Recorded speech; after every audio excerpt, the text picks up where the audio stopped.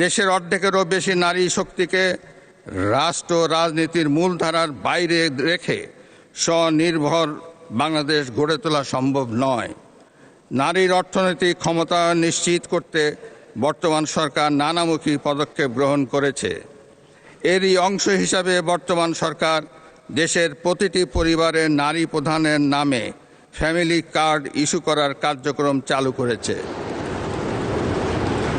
প্রতিটি পরিবারে নারী প্রধানের নামে ফ্যামিলি কার্ড ইস্যু হলেও প্রথম পর্যায়ে প্রান্তিক ও নিম্ন আয়ের পরিবারগুলোকে আত্মনির্ভরশীল হতে ফ্যামিলি কার্ডের মাধ্যমে নগদ ২৫০০ টাকা কিংবা সমপরিমাণ প্রয়োজনীয় খাদ্য সহায়তা দেওয়া হবে।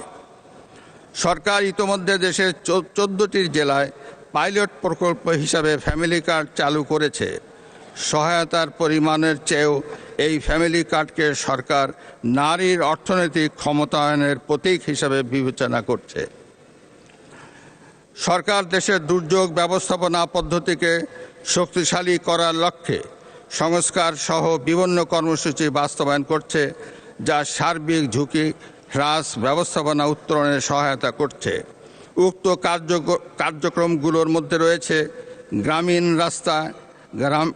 রাস্তায় ১৫ মিটার দৈর্ঘ্য পর্যন্ত সেতু, কালভার্ট নির্মাণ, বন্যা আশ্রয় কেন্দ্র ও বহুমুখী ঘূর্ণিঝড় আশ্রয় কেন্দ্র নির্মাণ, অতি দরিদ্রদের জন্য কর্মসৃজন কর্মসূচি, হেরিংবন্ড রাস্তা নির্মাণ, বহুমুখী উদ্ধার ও অনুসন্ধান কাজের জন্য যন্ত্রপাতি, নৌযান সংগ্রহ, পরিচালনা ও রক্ষণাবেক্ষণ, টিআর, কাবিটা, সিপিপি কর্মসূচি এবং শরণার্থী বিষয়ে কার্যক্রম হাতে নিয়েছে।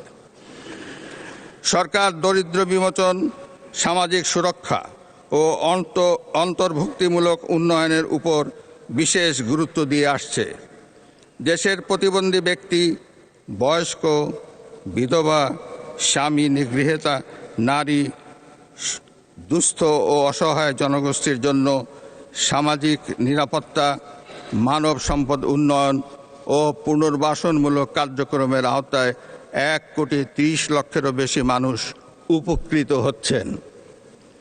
বর্তমান সরকার বিশেষ চাহিদা সম্পন্ন জনগোষ্ঠীর কল্যাণ নিশ্চিত করতে বিশেষায়িত স্বাস্থ্যসেবা ইউনিট ও স্কুল প্রতিষ্ঠা, কারিগরি শিক্ষায় স্কলারশিপ প্রদান করবে।